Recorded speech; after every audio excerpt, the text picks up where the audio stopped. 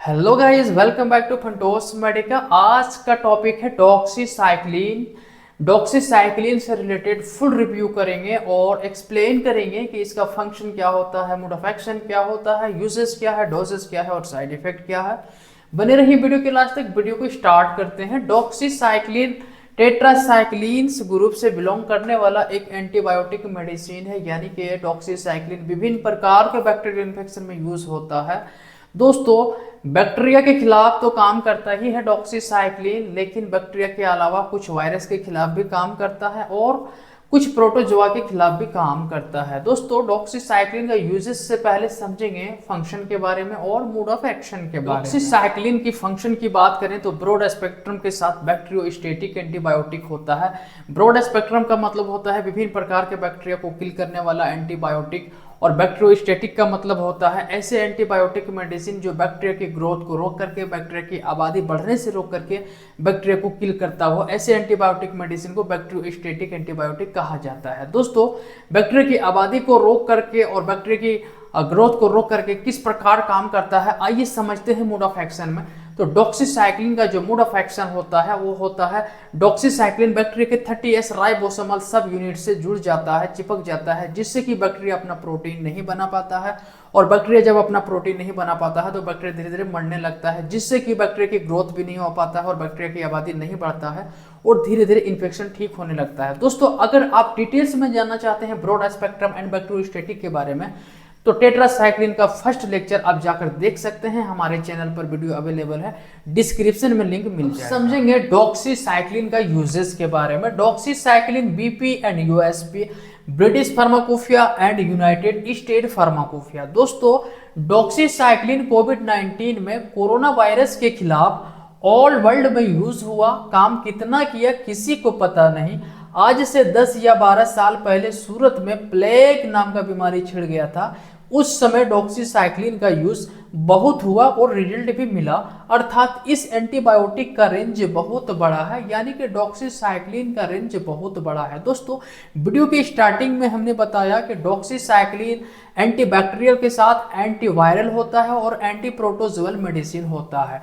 इसलिए डॉक्सीसाइक्लिन को कोविड-19 में कोरोना वायरस के खिलाफ ऑल वर्ल्ड में यूज किया और रिजल्ट कितना दिया किसी को पता नहीं। लेकिन आज से 10 या 12 साल पहले सूरत में प्लेग नाम का बीमारी छिड़ा था। उस समय डॉक्सीसाइक्लिन का इतना ही यूज हुआ, इतना ही इस्तेमाल हुआ कि डॉक्सीसाइक्लिन भारत में ब्लैक में बिक्री हो रहा था। इसलिए डॉक्सीसाइक्लिन का रेंज बहुत बड़ा है और दोस्तों इसका इस्तेमाल लगभग बहुत जगह होता है और रिजल्ट भी अच्छा देता है।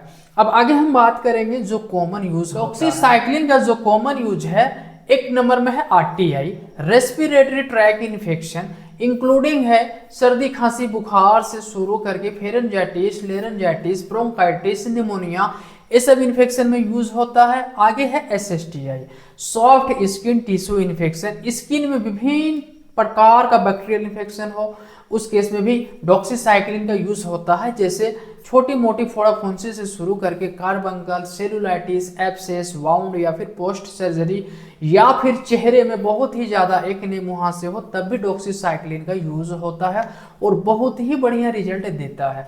एंड आगे है टाइफस फीवर और आगे है प्लेग, जो हमने बात किया कि सूरत में आज से 10 या 12 साल पहले प्लेग नाम का बीमारी छिड़ गया था। उस समय डॉक्सीसाइक्लिन का बहुत ही ज्यादा यूज हुआ, इस्तेमाल हुआ। प्लेग बीमारी कैसे फैलता है? एनिमल बाइट्स, यानी कि कीड़ा मकोड़ा से फैलने वाला बीमारी है। आगे है एब्डोमिनल इन्फेक्शन, पेट के अंदर किसी भी तरह का इन्फेक्शन हो तब भी डॉक्सीसाइक्लिन का इस्तेमाल किया जाता है।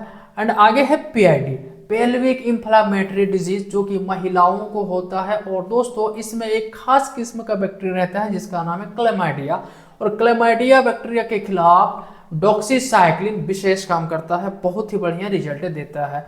एंड आगे है हमारा प्रोफाइलेक्सिस, यानी कि मलेरिया की रोकथाम के लिए भी यूज होता है। और आगे है आई इन्फेक्शन, आंख में किसी भी तरह का इन्फेक्शन हो तब भी डॉक्सीसाइक्लिन एंटीबायोटिक का यूज किया जाता है।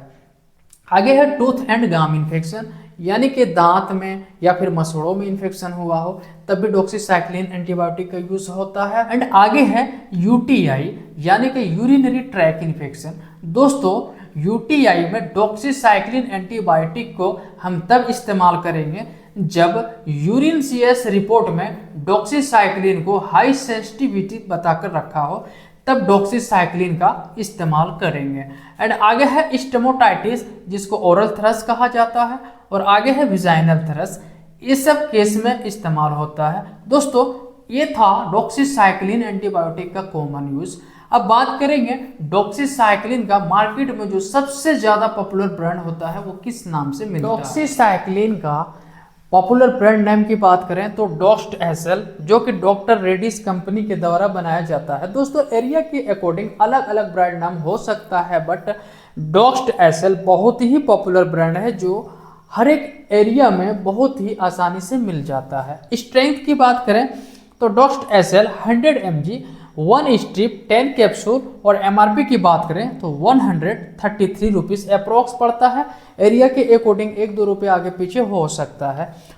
प्रत्येक कैप्सूल में 100 mg डॉक्सीसाइक्लिन रहता है और lactic acid bacillus 5 billion spots रहता है।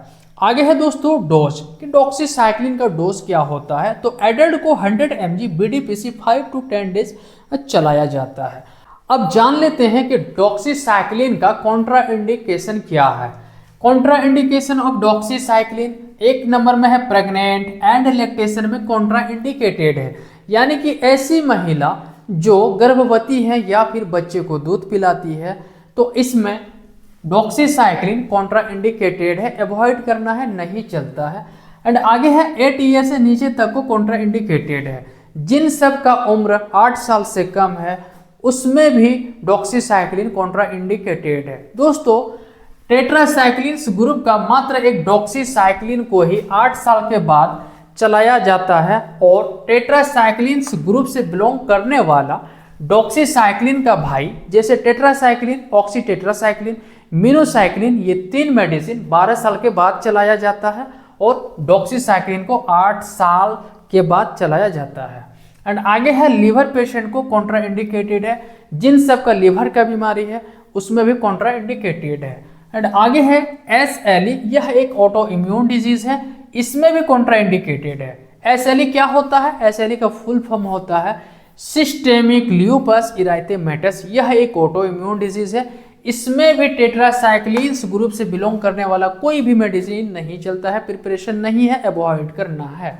एंड आगे है ADR, यानी कि adverb drug reaction of doxycycline. 1 number में है हमारे कैल्सीफाइंग एरिया, नेल्स, बोन्स, टूथ, यानी कि हमारे कैल्सीफाइंग एरिया जैसे नाखून, हड्डी और दांत, ये सब में डॉक्सीसाइक्लिन जम जाता है। बच्चों का बोन का किनारा में लग जाने के चलते बोन का ये 2 किनारा में जम जाता है। दांत निकलते समय ये दवा देने से दांत हमेशा के लिए ब्राउनिश येलो हो जाता है, यानी कि अगर किसी बच्चे का दांत निकल रहा हो और उस समय अगर टेट्रासाइक्लिन ग्रुप का कोई भी मेडिसिन चलाया जाए तो क्या होगा, दांत जो है हमेशा के लिए ब्राउनिश येलो हो जाएगा। इसलिए प्रिपरेशन नहीं है, अवॉइड करना है। एंड आगे है टेट्रासाइक्लिन ग्रुप का कोई भी एंटीबायोटिक चलते समय डायरेक्ट सनलाइट से बचना होगा, नहीं तो ओसिपिल घट सकता है।